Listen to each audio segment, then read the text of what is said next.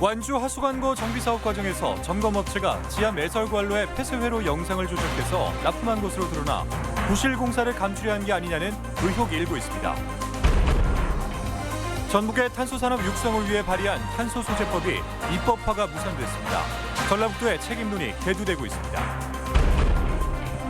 앞으로 30년 안에 도내 14개 시군 가운데 11곳이 지역 소멸 위기에 봉착할 것이라는 예측이 나와 충격을 던져주고 있습니다. 여러분 안녕하십니까? MBC 뉴스데스크 이어서 전북권 뉴스입니다. 군산시에 이어서 완주군에서도 오폐수가 흐르는 하수관거가 엉터리로 묻힌 것 아니냐는 의혹이 제기됐습니다. 준공검사 때 제출된 CCTV가 조작됐다는 게 드러났는데 향후 파장이 만만치 않을 것으로 보입니다. 조수영 기자입니다. 완주 봉동에서 삼내 하수 처리장으로 이어지는 한 오수관로입니다. 관로 공사가 끝난 지 1년밖에 되지 않았는데 무슨 일인지 점검이 한창입니다. 처진 데가 있나 아니면 이용도가 너무 지나치게 벌어져 있어서 그런 거 이제 판독하는 거예요. 점검 이유는 다름 아닌 CCTV 때문입니다. 내시경 장비가 땅속으로 들어가 10m짜리 관으로 진입하는 영상인데 재작년 7월 봉동의 한 공사 구간에서 찍힌 겁니다. 이번엔 다른 구간을 촬영한 또 다른 영상인데 황당하게도 차량이 정차된 위치, 촬영 시간, 하수관 길이까지 이전 영상과 똑같습니다. 원본 영상에 구간 자막만 새로 입힌 조작본입니다. 완주군은 부실 공사를 점검하려고 업체에 촬영을 맡긴 건데 찍지도 않고 영상만 조작해 제출한 겁니다. 관로가 하도 많다 보니까 이제 저게 직원들 뭐 실수로 해가지고 뭐 거의 한두 번만에 나온 것 같은데 뭐 특별히 이상은 없고. 지난해 10월 준공된 삼내와 봉동 일대 하수관거 매설 사업비는 100억 원. 28km 구간에 하수관이 잘 묻혀 있는지 확인하려고 감리업체 등에 쓴 돈도 12억 원이나 되지만 조작된 영상 하나 걸러내지 못했습니다. 첫 번째로 시공사와 CCTV 업체 유착, 두 번째는 감리단, 시공사, CCTV 업체의 유착으로 의심이 되는데요. 군산의 BTL 사업이 떠오르는데 우리 공무원들은 책임감리만 맡기고 항상 이렇게 현장 지도 점검을 안 한 것으로 판단이 되는데 완주군은 뒤늦게 관련 업체 3곳에 법적 책임을 묻고 공사가 제대로 이루어졌는지 전 구간을 조사하기로 했습니다. 1차적인 책임은 감리단에 있다고 보고요.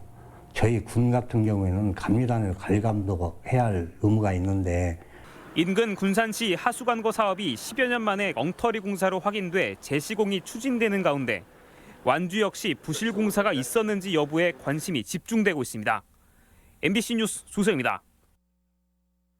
문재인 대통령까지 전북을 방문해서 힘을 실어줬었던 탄소소재법이 끝내 불발됐습니다. 기획재정부는 물론 여당인 민주당의 반대로 법안 통과가 무산된 것으로 알려지면서 파문이 더 커지고 있습니다. 유리용 기자의 보도입니다. 지난 8월 문재인 대통령이 전격적으로 효성 전주공장을 방문해 전북을 탄소 산업의 메카로 만들겠다는 비전을 선포합니다. 대한민국 경제가 이곳 전북에서부터 다시 활력을 찾아 미래로 뻗어가길. 일본의 전략물자 수출 금지 조치로 탄소산업진흥이 시급한 과제로 대두된 상황. 전북의 한국탄소산업진흥원 설립을 포함한 법 개정안이 급물살을 탔습니다.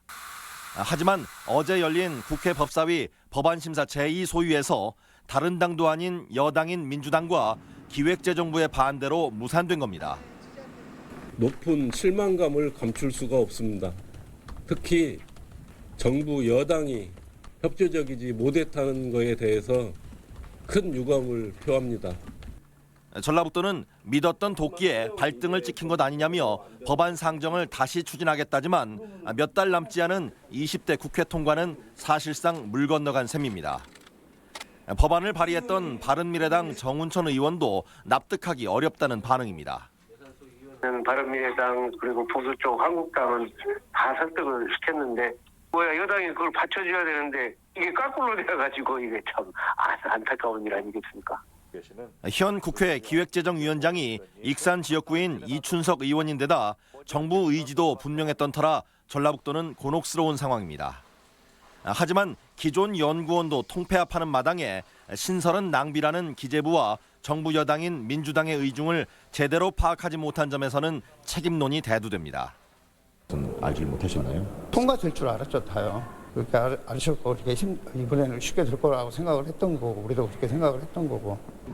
이에 대해 평화당 김광수 위원도 전북의 3대 현안인 탄소소재법과 새만금 특별법 개정, 금융중심지 지정이 모두 불발됐다며 정부의 의지가 말뿐이라는 논평을 내는 등 파문은 걷잡을 수 없이 커지고 있습니다. MBC 뉴스 유룡입니다. 네, 이번에는 새만금 재생에너지 단지 소식입니다.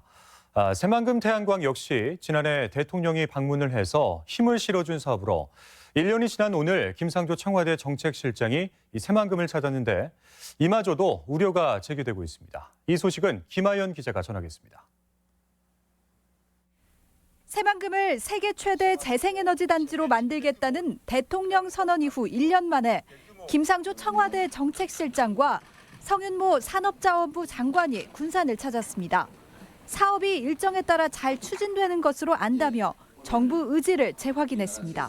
새만금 개발 사업의 속도를 높이겠다는 정부의 의지는 변함이 없으며 새만금 재생에너지 클러스터 사업은 이러한 의지의 표현이라고 생각을 합니다. 하지만 우려의 목소리는 끊이지 않고 있습니다. 지난 9월 100메가의 발전 사업자가 선정됐지만 나머지 97%는 아직 발주조차 이뤄지지 않은 상황. 기업들은 속도감에 불만을 드러내고 있습니다. 빨리 명확히 예측 가능하게 진행될 수 있게 좀 해달라. 그래야지 기업들이 투자를 하고 준비를 하지 않겠느냐. 지역 업체들에게 가점을 약속해놓고 제조 방법에 따라 배제하기도 해 상생 취지가 퇴색됐다는 지적도 나옵니다. 새만금 태양광 입찰 때 지역 업체에 그 가점을 준다고 했었는데 제외한다고 하니 굉장히 저희 회사로서는 좀 타격이. 앞서 새만금 재생에너지 민간위원들은 송전선로 연결 비용 8천억 원을 민간과 전라북도가 감당하게 해 국책사업의 취지에 맞지 않다며 문제를 제기하기도 했습니다. 하지만 민간위원들의 의견은 이번 간담회에서 거론조차 되지 않아 정부 의지가 말잔치에만 그치는 게 아니냐는 우려가 대두되고 있습니다. MBC 뉴스 김하연입니다. 전라북도 의회는 혁신도시 공공기관의 산하기관을 해당 지역에 설립하도록 하는 혁신도시 특별법 개정안을 정부와 국회에 건의했습니다. 또한 이전 기관의 지역 상생을 유도하는 보조금 지원이나 경영평가 반영 등 유인책 마련도 촉구했습니다. 이번 특별법 개정 건의는 농수산대 분교와 국토정보공사 드론센터의 타 지역 설립이 논란이 되면서 쟁점화됐습니다. 감사 책임자들의 모임인 한국감사인 대회가 군산에서 개최됐습니다. 2019 한국감사인 대회는 오늘 군산 새만금 컨벤션 센터에서 140여 기관의 감사 실무진 800여 명이 참석해 사람이 먼저인 지혜로운 감사를 주제로 사례 공유와 시상식이 진행됐습니다. 참석자들은 부패 인식 지수를 선진국 수준으로 끌어올리기 위해 감사인의 역할이 중요하다며 청렴사를 위한 노력을 다짐했습니다. 미국의 부당한 지소미아 간섭과 방위비 요구에 시민단체가 규탄 행동에 나섰습니다. 전북민중행동 등 30여 단체는 도청에서 기자회견을 열고 23일 지소미아 폐기에 앞서 방한한 미국 고위 관료들이 잇따라 정부를 압박하고 있다며 일본 편들기 아니냐고 비판했습니다. 또한 방위비를 기존 1조 원에서 6배 이상 올리라는 요구는 국가 재정을 심각하게 위협할 수 있어 미국이 진정한 우방인지 우려를 나타냈습니다. 네, 전라북도의 지도입니다. 얼핏 단풍 시기를 알려주는 것처럼 보이지만 실은 30년 후 소멸할 위기에 놓인 시군을 표시한 겁니다. 도내 14개 시군 가운데 11곳이 사라질 수 있다는 우울한 전망인데요. 지역 역량이 충분하다는 완주군마저 포함돼 다소 충격적으로 받아들여집니다. 도대체 무엇이 문제일까? 한범수 기자가 자세히 정리해봤습니다. 현대자동차 공장과 혁신도시 내 기관들로 활력이 넘치는 완주군. 전국 최초로 로컬푸드 사업을 성공시키며 귀농 귀촌자들의 이목을 끌었고 쉐어하우스와 같은 각종 청년 정책도 활성화되고 있다는 평가를 받습니다. 이로 인해 최근 몇 년간 외부 인구가 끊임없이 유입되며 시 승격까지 바라볼 정도였습니다. 하지만 최근 인구조사 결과는 완주군의 미래를 결코 낙관적으로 볼 수 없게 만듭니다. 완주의 올해 인구는 9만 2,500여 명. 지난 2017년 9만 5,900명으로 정점을 찍은 뒤 불과 2년 새 3,000명 넘게 줄었습니다. 재작년 조사에선 군 단위론 유일하게 전주와 익산, 군산과 함께 30년 후에도 생존이 가능한 지역으로 여겨졌던 완주군이었습니다. 하지만 인구 감소 추세가 본격화된 올해 자료를 보면 완주군 역시 오는 2049년이면 지도상에서 사라질 소멸 위기의 시군으로 분류됐습니다. 전주 만성지구와 에코시티의 대규모 아파트 단지가 들어서면서 인구를 빨아들인 게 원인이었습니다. 저출산 일자리 대책으로 같은 기간 무려 2,500가구가 넘는 인구가 유입됐지만 전주의 도심 확장에 그동안의 노력이 물거품이 된 셈입니다. 대학교를 바라보는 엄마들이 많다 보니까 그 교육은 전주 가서 하는 게 더 낫지 않을까. 완주군보다 열악한 상황에 있는 도내 다른 10군데 시군은 저출산과 고령화로 오래전 소멸 위기 지역에 포함됐습니다. 지역 내 인구 이동으로 인한 문제가 수도권 일부 지역까지 확산되는 등 소도시 소멸이 전국적인 문제로 부각되고 있습니다. 농어촌 지역들이 많고 더군다나 군산이나 뭐 이런 익산 같은 세종 도시들에서도 아시다시피 몇 년 전부터 이제 제조업 사태로 인해서 일자리가 줄어들고 있고 이런 영향들이 반영되어서 교육과 취업, 문화 향유의 기회가 절대적으로 부족한 상황에선 출산율과 귀촌 인구를 늘리는 방식이 한계에 직면할 수밖에 없다는 분석이 나오는 이유입니다. 수도권과 달리 날이 갈수록 몸집이 쪼그라들고 있는 게 지방의 현실. 지역 내에서도 전주와 같이 일부 큰 도시만 살아남고 농촌 시군은 불균형 문제를 넘어 존립 자체의 불안감이 커질 수밖에 없는 것이 엄연한 사실입니다. MBC 뉴스 한범수입니다. 네, 결국 인구 이동이 지역 소멸의 중요한 변수일 수 있다는 것인데 호남지방통계청장과 함께 더 자세한 이야기 나눠보도록 하겠습니다. 안녕하십니까, 총장님. 안녕하세요. 네, 반갑습니다. 그동안 이 저출산이나 고령화 이 두 가지 현안은 지역 소멸 위기에 있어서 주로 주목을 받아왔어요. 그런데 보니까 완주군의 사례는 좀 다른 것 같은데 어떻게 파악을 하고 계신가요?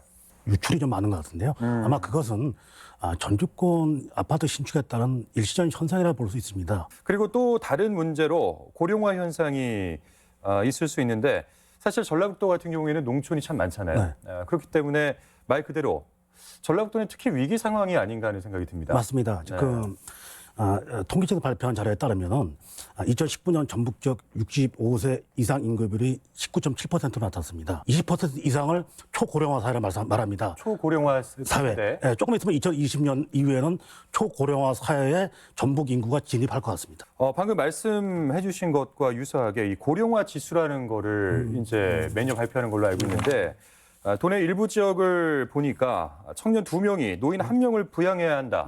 이런 상황에 처해 있는 맞습니다. 것 같아요. 예. 이 관련해 좀 자세하게 설명을 해 주시죠. 그 지역별로 보면 농촌 지역 고령화가 상당히 그 도시보다 가파르게 지금 나타나고 있습니다. 네. 특히 이제 전북에서는 이제 농촌 지역의 어떤 그런 현상이 더 큰데 지금 2018년 전북 임실군의 노령화 지수가 가장 높고 나타났습니다. 임실군이요? 예. 그리고 382.3명으로 노령화 지수가 가장 크게 나타났고요. 네. 다음으로 진안군, 고창군 순으로 높게 나타났습니다. 그래서 농촌 지역 고령화가 상당히 급진전하는 것으로 저희는 파악하고 있습니다.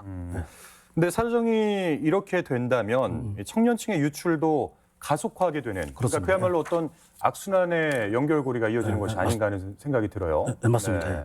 지금 아무래도 청년층 같은 경우에는 일자리를 비롯한 취업 문제가 가장 크다고 보고 있습니다. 그래서 아무래도 농촌 지역 인구가 특히 청년들이 취업 일자리를 찾아갖고 도시지로 떠나는 현상이 많이 드러나는 거 아니냐 그렇게 생각합니다. 그러니까 이제 정리를 하자면 이 떠나는 인구 유출과 또는 뭐 인구 이동이 이 지역 소멸에 있어서는 굉장히 중요한 변수로 작용할 그렇죠. 수도 있다라는 건데 인구 이동의 이유를 혹시 이 통계청에서는 따로 분석하고 있는 바가 있나요? 인구 유출의 큰 문제는 중요한 게 두 가지 있는데요. 하나는 일자리 문제가 아닌가 생각되고요. 일자리. 네. 다음으로 이제 결혼한 청년층의 경우에는 자식들의 어떤 교육 문제 그런 게 큰 게 아닌가 지금 판단됩니다. 뭐 결국 거기서부터 해법을 찾아야 할 것 같은데 쉽지는 않아 보입니다. 그렇죠. 네.